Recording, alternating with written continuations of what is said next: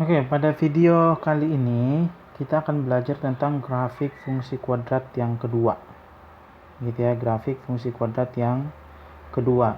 Kalau grafik fungsi kuadrat yang pertama, kalau kamu masih ingat pelajaran sebelumnya, itu kita menggambar fungsi kuadrat dengan menggunakan tabel. Nah, sekarang juga kita menggambar grafik fungsi kuadrat tapi tidak menggunakan tabel. Nah, ini saya kasih contoh ya, ini saya langsung kasih contoh.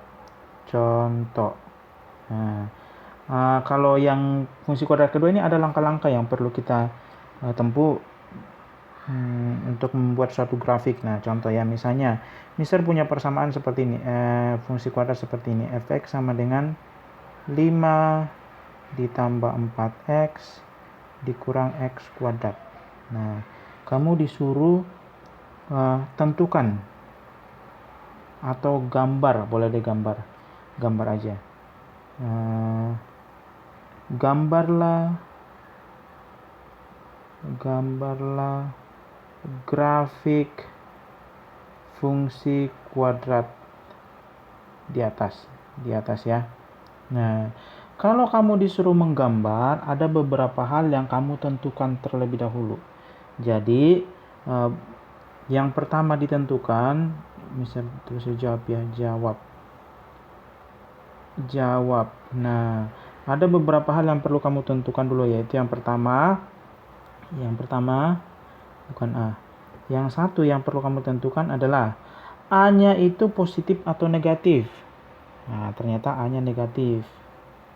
A-nya lebih kecil dari 0 karena minus 1. Berarti nanti gambarnya kurang lebih seperti ini.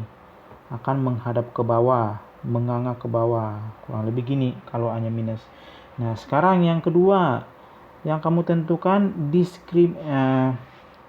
ya boleh diskriminannya juga boleh. Nah, nggak usah yang kedua. Yang kedua yang kamu tentukan adalah pembuat 0 fungsi. Jadi tentukan pembuat 0 fungsi.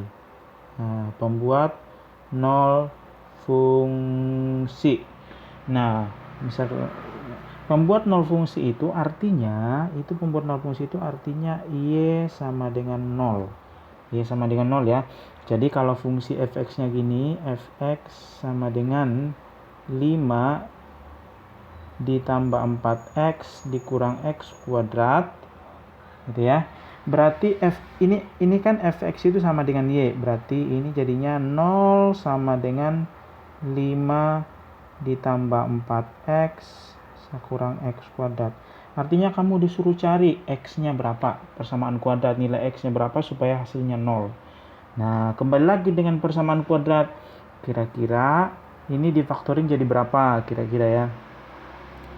Ini kalau difaktorin itu jadinya 5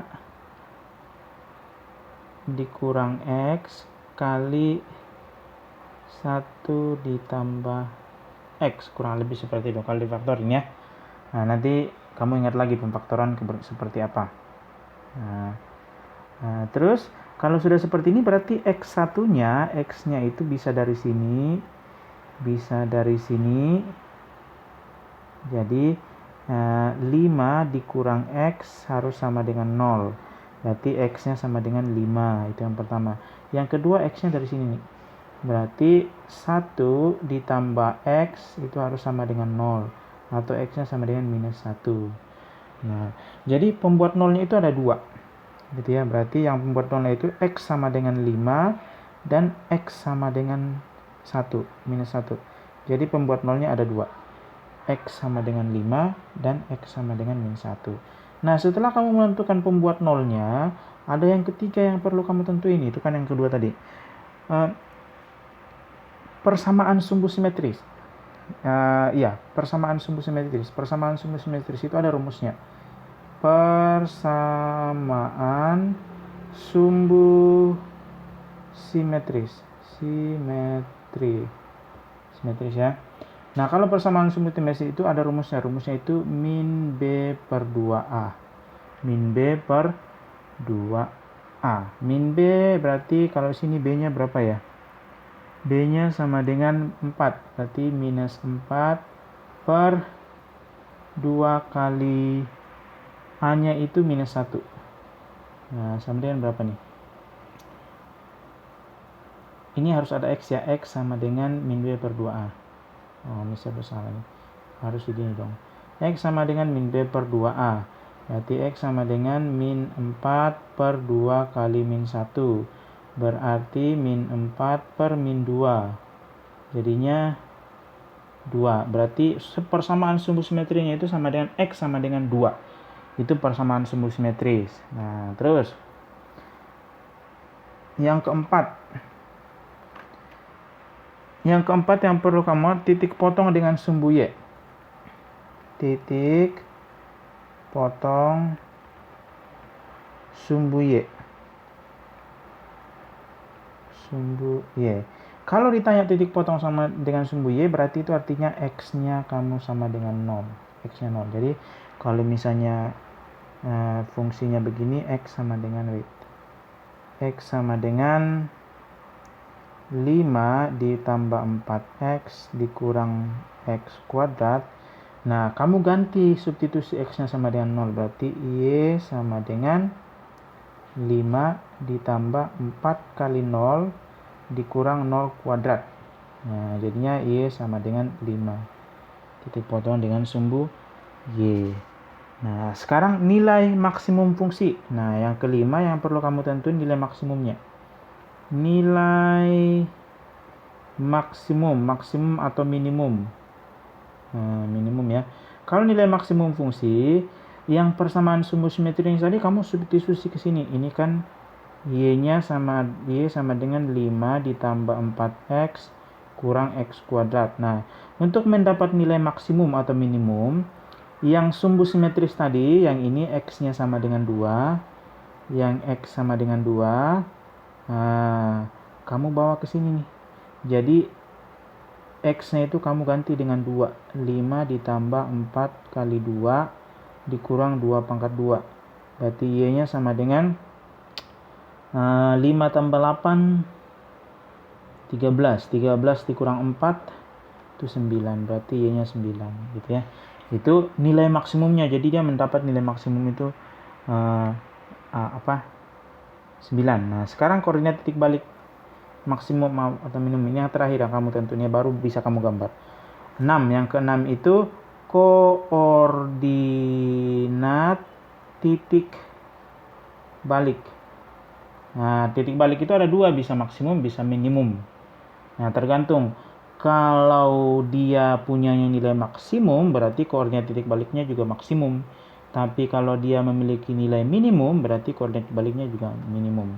Nah, koordinat titik balik itu tinggal kamu gabungin antara sumbu simetris, X-nya 2, ini kan sumbu simetrisnya, ini X-nya 2, tinggal kamu gabungin tuh.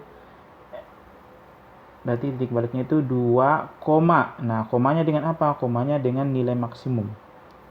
Yang ini nih, nilai maksimum nih. Komanya dengan nilai maksimum. Nah, itulah koordinat titik balik.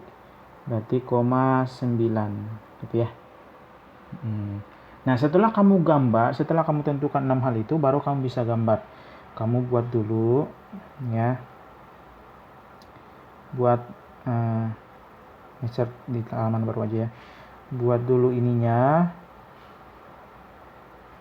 sumbu simetrisnya, ininya apa sih namanya, diagram kartesiusnya. Terus kamu rangkum tuh ya. Tadi yang pertama, A-nya itu lebih kecil dari 0. Sekarang pembuat nolnya itu, ini nomor 1 tadi ya, nomor 2. Pembuat nolnya itu X sama dengan 5 dan X sama dengan min 1 tadi. Kemudian habis pembuat 0, persamaan sumbu simetris. Persamaan sumbu simetris itu tadi X sama dengan 2. Sekarang titik potong dengan sumbu Y. Titik potong dengan sumbu Y itu berarti 4. Berarti Y-nya sama dengan berapa tadi? Y-nya sama dengan 5. Artinya titik potongnya berarti 0,5. 0,5 ya. Terus yang kelima tadi, kita menentukan nilai maksimum. Nilai maksimum minimum. Nilai maksimumnya itu tadi 9. Nah, Maksimum berarti Y sama dengan 9. Kemudian yang keenam itu,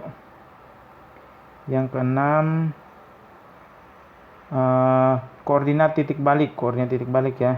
Koordinat titik balik itu berarti sumbu simetris yang ini kamu gabung dengan maksimum 2,9 gitu ya. Nah, ini yang kamu tentukan. Nah, karena dia lebih kecil dari 0, A-nya lebih kecil dari 0, berarti dia terbuka ke bawah seperti ini gitu ya. Nah, kemudian dia melewati X-nya itu 5 dan minus 1. Anggaplah di sini minus 5. Ini minus 5. Terus di sini minus 1. Nah, dia melewati itu karena dia memotong sumbu X di minus 5 plus 5 dan minus 1. Nah, 5 ya. Nah, terus kemudian ini persamaan sumbu simetrinya untuk mencapai koordinat titik balik. Jadi koordinat titik baliknya itu 2,9. Anggaplah di sini 2. Ini 2 ya. 9 ada di atas sana. Ya, anggaplah di sini 9 gitu ya. Nah, ini 2,9, di sini dia balik nanti. Terus dipotong dengan sumbu Y. Sumbu Y itu di 0,5 yang ini nih. Sumbu Y 0,5 itu 9 di sini. Ya, kurang lebih di sinilah. Ini 5 gitu ya. Udah, tinggal dihubung-hubungin. Jadi kurang lebih seperti ini gambarnya ya. Dihubungin, titik ini dihubungin. Nah, ini kan titik balik nih. Kalau balik ya mutar lagi kembali. Nah, kurang lebih gitu ya. Jadi dia terbuka ke bawah atau menganga ke bawah. Ya, gambarnya Mr. Hikmah ini kurang bagus. Nah, tapi yang penting kamu bisa ngerti ya. Dia melalui titik ini, titik potong dengan memotong sumbu X di titik 0,1, minus 1,0 dan 5,0. Sedangkan dia memotong sumbu Y-nya di 0,5. Nah, ini titik baliknya. Nah, begitu caranya kalau mau menggambar grafik dengan menggambar grafik yang kedua gitu ya. Nah, misal pikir itu semoga kamu mengerti dan Tuhan memberkati.